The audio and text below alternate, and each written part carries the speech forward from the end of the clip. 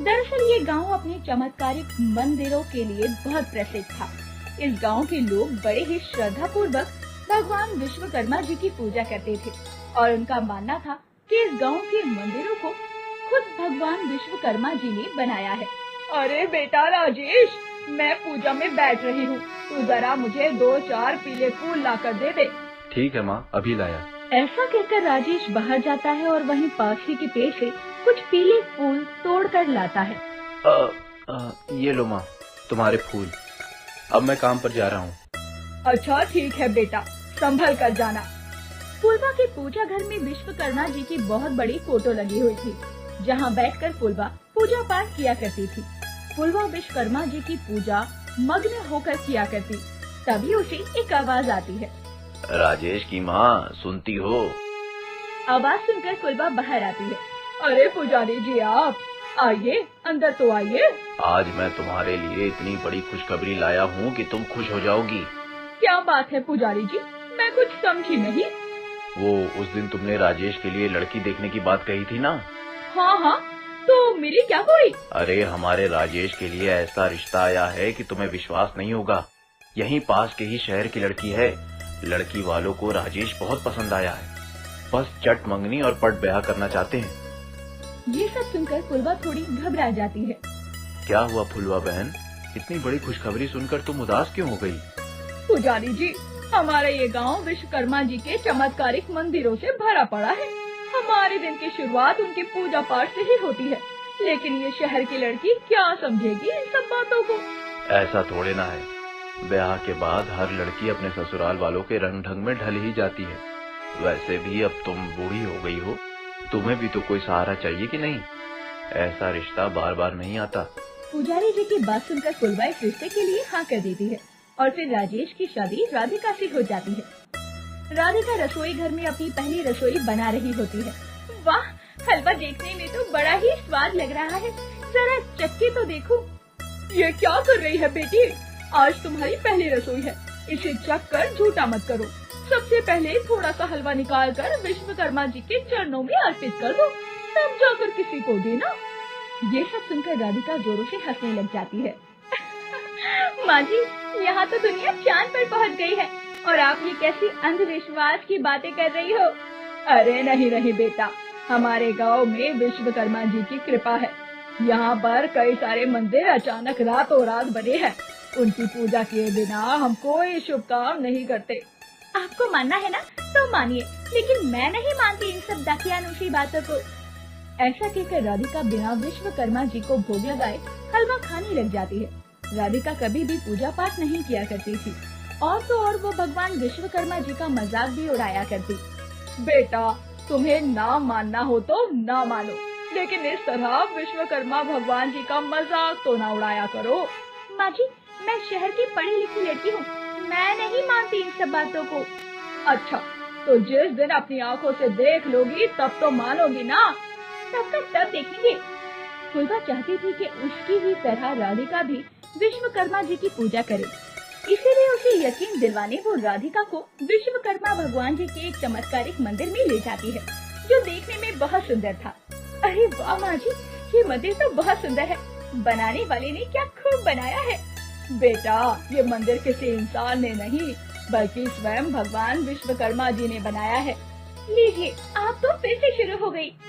तभी राधिका की नजर वहीं पास ही में एक तालाब के पास बनी मूर्ति पर पड़ती है, जिसमें एक औरत अपने हाथ में अपने बच्चे को लिए खड़ी हुई थी। ये किसकी मूर्ति है माँ जी?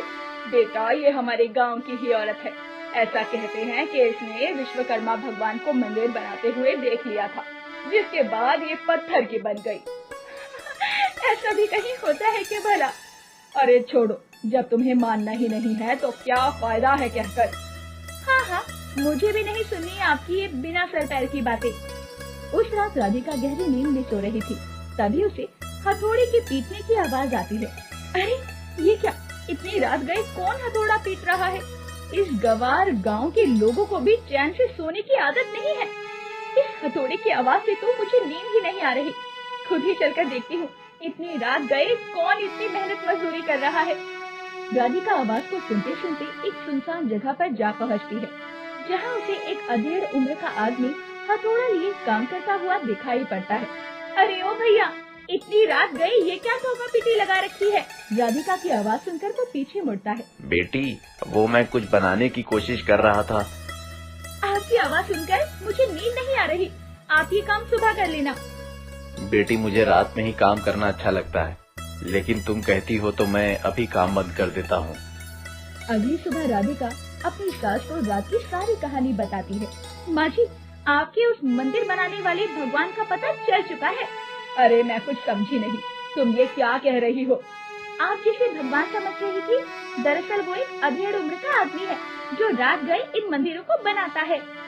राधिका की बात सुनकर फुलवा हैरान हो जाती है। ये तुम क्या कह रही हो बेटी? माँ जी, कल रात मुझे किसी के हथौड़े पीटने की आवाज आ रही थी। जब मैंने आवाज का पीछा किया तो एक अधेड़ उम्र का आदमी हाथ में हथौड़ा लिए ठोका पीटी मचा रहा था। विश्वकर्मा जी की जय हो। अरे पगली, वो कोई और नहीं बल्कि स्वयं विश्वकर्मा भगवान थे। इस गांव के सारे चमत्कारिक मंदिर का निर्माण उन्होंने ही तो किया है। क्या माँ जी, भला भगवान भी कहीं बातें करती है? अरे नहीं नहीं, ऐसा नहीं है बेटा। इस गांव के सभी लोग उन पर विश्वास करते हैं, लेकिन केवल तुम ही हो जो उन पर विश्वास नहीं करती और उनका मजाक उड़ाती हो ना हो। इसीलिए प्रभु ने स्वयं तुम्हें अपने चमत्कार का संकेत दिया है। अपनी सास की लाख समझाने पर भी राधिका को उसकी बात का विश्वास नहीं होता। वो सच्चाई का पता लगाने फिर से उसी जगह पर जाने का फैसला करती है। उस रात जब सभी लोग सो रहे थे, वो चुपचाप से घर के बाहर निकल आती है। आज तो सच्चाई का पता लगा कर ही रहूंगी कि इस गांव में कोई भगवान नहीं है, बल्कि ये सब किसी इंसान की कारनामी है। वो जल्दी जल्दी उसी जगह पर पहुंचती है जहां उसने उस आदमी को देखा था, लेकिन इसके बाद राधिका ने जो देखा उसकी आंखें फटी की फटी रह जाती है। अरे बाप रे, कल तो वो आदमी बस इन पत्थरों पर हथौड़ा ही चला रहा था और आज यहाँ इतना बड़ा मंदिर कैसे बन गया? वो भी इतना विशाल और सुंदर मंदिर। इतना बड़ा चमत्कार अपनी आंखों से देखने के बाद अब राधिका को अपनी सास की बातों पर यकीन हो रहा था। वो भागते हुए अपने घर पहुँचती है और अपनी सास को उठाती है। माँ जी उठो। अरे क्या हुआ बेटी, इतनी रात गए तुम जग रही हो, सब ठीक तो है ना? माँ जी, उस दिन आपने मुझे पूरी बात नहीं बताई थी कि आखिर उस औरत के साथ क्या हुआ था जो वो और उसका बच्चा पत्थर के बन गए। लेकिन ये सब कुछ तुम अभी क्यों पूछ रही हो? इस बारे में सुबह बात करते हैं।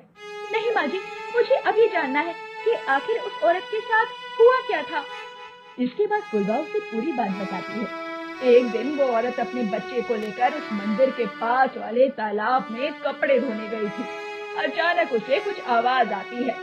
फिर वो आवाज का पीछा करते करते उसे मंदिर के पास में पहुंच जाती है जहां विश्वकर्मा जी मंदिर का निर्माण कर रहे थे, और फिर उसने विश्वकर्मा जी को मंदिर बनाते देख लिया। फिर क्या हुआ माँ जी? फिर होना क्या था? विश्वकर्मा जी ने उसे देख लिया और उससे कहा कि ये बात किसी को भी ना बताए। उसने हाँ तो कह दिया, लेकिन क्या माँ जी? जब वो वापस तालाब के पास पहुँचती है तो उसके मन में लालच आ जाता है और वो मन ही मन सोचने लगती है, अगर मैं गांव वालों को ये बात बता दूं कि मैंने स्वयं विश्वकर्मा जी को मंदिर बनाते देखा है तो लोगों में मेरी इज्जत बढ़ जाएगी और मेरा दूर दूर के गांव तक नाम फैल जाएगा। और फिर क्या हुआ था माँ जी? ऐसा सोचते ही वो और उसका बच्चा दोनों ही पत्थर के बन जाते हैं। पूरी बात सुनने के बाद राधिका डर जाती है और चाहकर भी ये बात अपनी सास को नहीं बता पाती कि उस रात राधिका ने क्या देखा। अगली सुबह फुलवा राधिका को देखकर हैरान हो जाती है। राधिका हाथ जोड़े भगवान विश्वकर्मा जी की पूजा कर रही थी। आइए माँ जी, साथ मिलकर पूजा करते हैं। इसके बाद राधिका भी अपनी सास की ही तरह भगवान विश्वकर्मा जी की भक्त बन जाती है।